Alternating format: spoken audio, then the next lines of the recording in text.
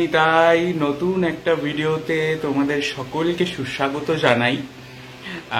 আমি এইমাত্র কালকের ভিডিওটা এডিট করলাম এবং ভিডিওটা এডিট করার পর আবার আমি আগের দিন রাতেই বসিয়ে দিই, যাতে পরের দিন নেটওয়ার্কের যদি সমস্যা হয় সেই কারণে আগের দিনই বসিয়ে দিই। তাই জন্য ওটা এডিট করা হয়ে গেছে এবং পোস্ট করব রাত্রেবেলা। তাই ভাবলাম এখন থেকেই কালকের ভিডিও শ্যুটটা করে শুরু করে দিই। তো অলরেডি শুরু করে দিলাম। প্রথম যেটা তোমাদের সাথে শেয়ার করব, কি হয়েছে বাবা, প্রথম যেটা তোমাদের সাথে শেয়ার করব সেটা হলো ঘর।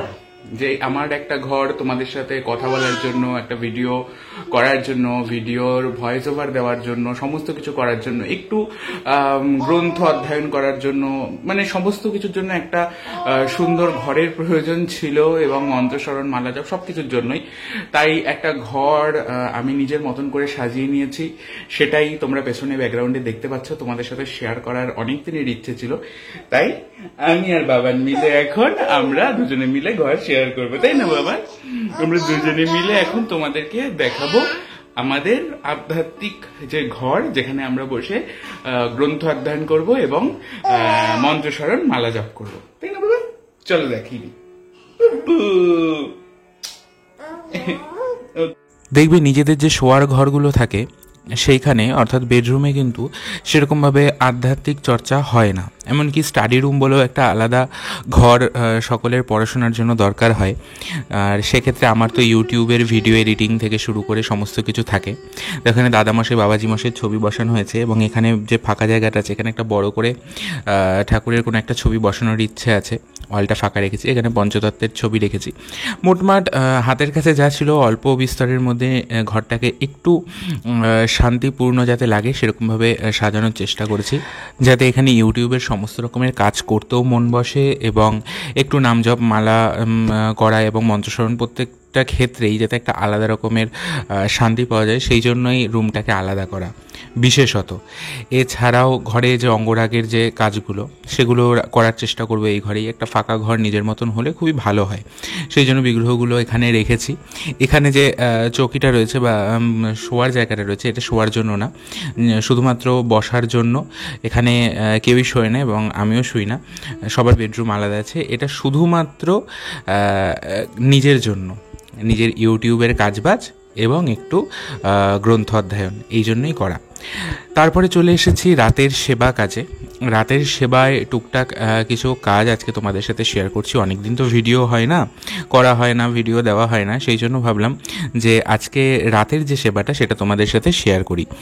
রাতের থেকেই যেহেতু ভিডিওটা করা শুরু করেছি, তোমরা দেখলে, সেই জন্য সেই ভিডিওটাতেই আমি রাতের সেবাটা শেয়ার করার চেষ্টা করছি। দেখো, যুগল গৌর যেরকম দর্শন করেছিলে আগের দিনের ভিডিওতে সেরকম রয়েছে সকলেই, এবং রাতের ভোগ এইমাত্র হয়ে এলো। তো সেই কারণে আমি রাতের ভোগ দর্শন করানোর জন্য এবং যুগল দর্শন করানোর জন্য এই ভিডিওটা শ্যুট করছি স্পেশালি। রাতের সেবাতে এখন অন্নই দেওয়া হচ্ছে, রুটি সেইভাবে দেওয়া হচ্ছে না। অন্ন, সেদ্ধ অন্ন দেওয়া হচ্ছে, আর একটা রসা বা তরকারি যেটাই থাকছে সেটা দিয়ে কিন্তু রাতের সেবা করা হচ্ছে। এরপরে তোমাদেরকে আমি বলেছিলাম যে রাত্রে ঠাকুরের শয়নের আগে একটু ভেজা কাপড় দিয়ে এবং গোলাপ জল দিয়ে ঠাকুরজিদের যদি মুছিয়ে দেওয়া যায়, একটু আতর সেবা করা যায়, খুবই ভালো। এবং এই আতর সেবাটা যদি নিত্য প্রতিদিন রাতে, গরমকাল হোক বা শীতকাল হোক বা অন্য যে কোনো ঋতুতেই, সেই ঋতু অনুযায়ী একটা আতর তোমরা ব্যবহার করতে পারো এবং গোলাপ জল দিয়ে সারা বছরই তোমরা ঠাকুরজির হাত পা মুখ মুছিয়ে দিতে পারো। এটা রাত্রিকালীন সেবা, অর্থাৎ শয়নের আগে। আমি যেটা করছি এখন সেই কারণে, তাছাড়া গামছাটাকে একটু বেশি ভিজিয়ে নিয়েছি যাতে জলের পরিমাণটা বেশি থাকে, তার মধ্যে একটু গোলাপ জল দিয়ে নিয়েছি যাতে এই যে বিগ্রহগুলো, ঠাকুরজিদের শ্রীঅঙ্গ এতটাই গরম হয়ে থাকে সেটা যাতে একটুখানি কমে। এই রাত্রেবেলা একটু গোলাপ জল দিয়ে মুছলে যে তাপটা থাকে, উষ্ণতাটা থাকে, সেটা দেখে অনেকাংশেই কিন্তু কমে যায়। সেই জন্যই বিশেষত এই সেবাটা করে থাকা, একটু বেশি করে ভিজিয়ে নিয়ে তারপরে ঠাকুরজিদের শ্রীঅঙ্গ মুছিয়ে দেওয়া। এটা একটা স্বাভাবিক বিষয় যে সেবাটা সবসময় নিজের মতন করেই করা উচিত। তাতে করে কি হয় বলো তো, মানে আলাদা করে তোমাকে যত লোকই বা যেই হোক না কেন যদি শিখিয়ে দেয়, আমিও যদি তোমাকে শিখিয়ে দিই, সেটা সব সময় যে তোমাদের পক্ষে করা সম্ভব হয়ে উঠবে তেমনটা কিন্তু নাও হতে পারে। কারণ প্রত্যেকের সময় বা সিচুয়েশান একরকম হয় না এবং সেবার ভাবটাও একরকম হয় না। তো সেবা সবসময় নিজের মতন করে করা উচিত। তোমাদের যেটা মনে হবে যে আমাদের ঠাকুরের জন্য বেশি প্রয়োজনীয় সেটাই তোমরা করবে, যেটা তোমাদের পক্ষে সুবিধাজনক হবে এবং যেটা ঠাকুর সেবার পক্ষে বেশি গুরুত্বপূর্ণ হবে সেটা সেইভাবে নিজের সময় মতন করে সুন্দর করে গুছিয়ে করাটাই কিন্তু বুদ্ধিমানের কাজ। সেবাটা কখনো শিখিয়ে হয় না, সেবাটা সবসময় আমি তোমাদেরকে বলি আত্মবৎ সেবা করাটাই কিন্তু বেশি ভালো। তোমাদের নিজে যেরকম অনুভব হয় সেইভাবেই সেবা করবে। তারপরে চলে এলাম পরের দিনের দর্শনে। তো একাদশীর দর্শন আজকে। ঠাকুরজিদের অর্চন সমস্ত কমপ্লিট হয়ে গেছে, বাল্যভোগ হয়ে গেছে, সেই কারণে বাসি ধারণ করিয়েছি এবং ফুল দিয়ে ভাবলাম খুব সুন্দর লাগছে, তোমাদের জন্য একটা ভিডিও ক্লিপস তুলে রাখি। সারাদিন আর কোনো ভিডিও করিনি, ঠাকুরজিদের শৃঙ্গারাদি করার পর, অর্চন করার পর তোমাদের জন্য একটা দর্শনের ভিডিও রেখেছি। তখনও ঠাকুরজিরা কেউ ঝড়ায় বসেননি, তোমরা দেখতে পাচ্ছ সকলেই স্নান করে অর্চনের পর আর কি ভিডিওটা শ্যুট করা হয়েছে, সেভাবে বসে রয়েছেন। তো আজকে একাদশী, সেইভাবেই সেবা হচ্ছে। সারাদিনের সেবা আমি বিভিন্ন কারণে শ্যুট করতে পারিনি। আজকে বিশেষত যে কারণে ভিডিওটা শ্যুট করা, একটু তোমাদের সাথে বিশেষ কিছু বিষয়ে আলোচনা করা এবং ঠাকুরজিদের দর্শন। চেষ্টা করবো প্রতিদিনই ঠাকুরজিদের দর্শন তোমাদের সাথে ভাগ করে নাও। এবং দেখো এই সময় কিন্তু ঠাকুরজিদের চূড়া ধারণ করানো বা মাথায় অন্য কিছু দেওয়াও আমি বন্ধ করে দিয়েছি, শুধুমাত্র এই গরমকালের জন্য। এতটাই গরম, যত হালকা শৃঙ্গার করা যায় ততই ভালো। জয় নিতাই। তোমাদের সাথে কিছু কথা বলার আছে।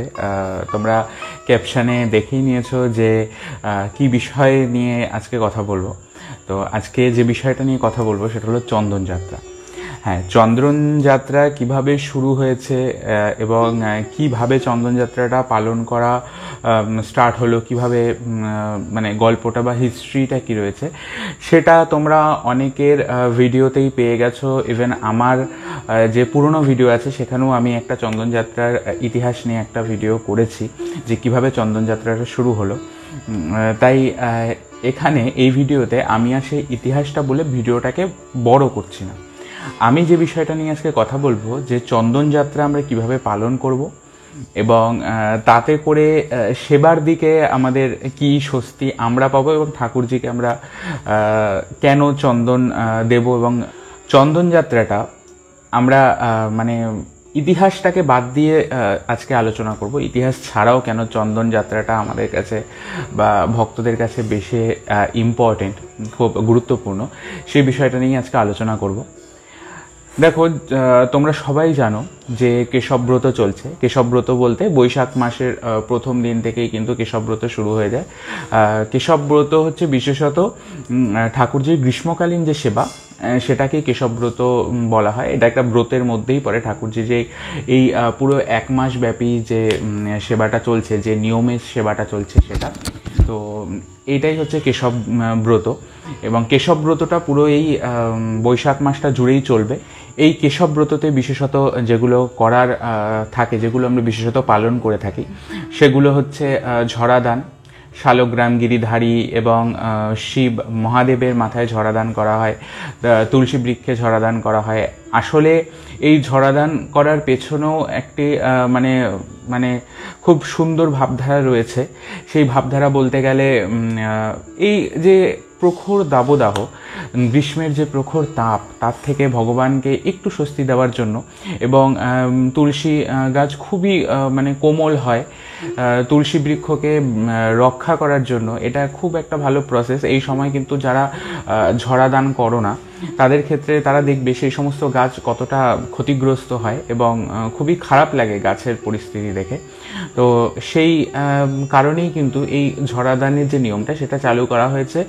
এবং এই ঝরাদানের মাধ্যমে মানে ভগবানকে ঝরাদান করার মাধ্যমে এটা কামনা করা হয় যাতে এই সমস্ত মানে সমগ্র প্রকৃতি যাতে এই ঝরার জলের মতন ঠাকুরজির শ্রীঅঙ্গ যেরকম শীতল হচ্ছে, এই পুরো প্রকৃতি যেন শীতল হয়।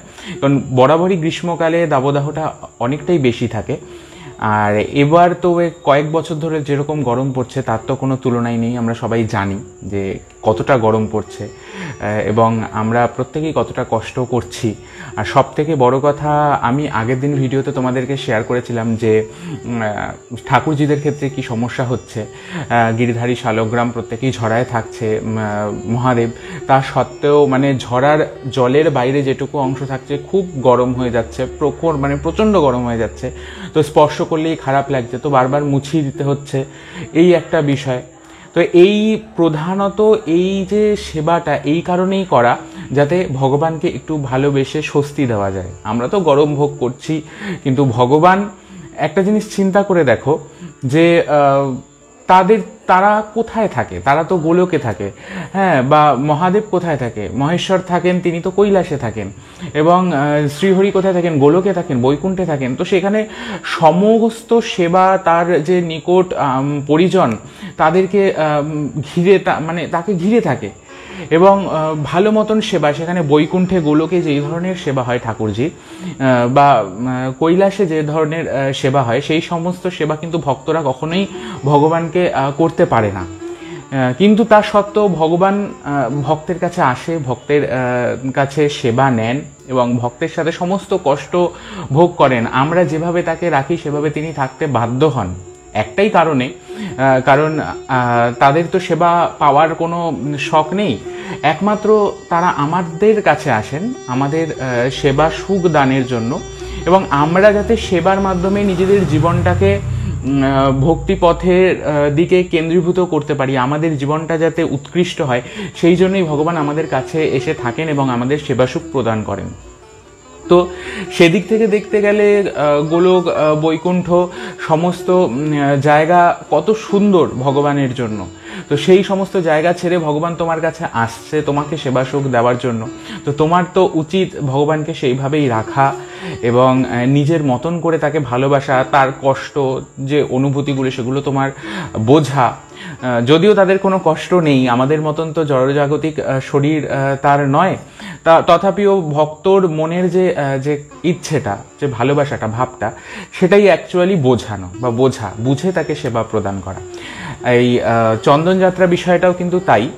দেখো, গ্রীষ্মর প্রবেশ ঘটছে কিন্তু বৈশাখের শুরু থেকে, এবং আমরা ঝরাদানের মাধ্যমে সেই গ্রীষ্মকালীন সেবাটা শুরু করছি, এবং পাকাল ভোগ দেওয়া হচ্ছে, বিকেলবেলা শরবত দেওয়া হচ্ছে, ঠান্ডাই দেওয়া হচ্ছে, এইসবের মাধ্যমে তার শরীরটাকে শীতল করা হচ্ছে এবং তাকে যাতে খুব ভালো মতন এই গরমের হাত থেকে বাঁচিয়ে রাখা যায় সেটা চেষ্টা করা হচ্ছে।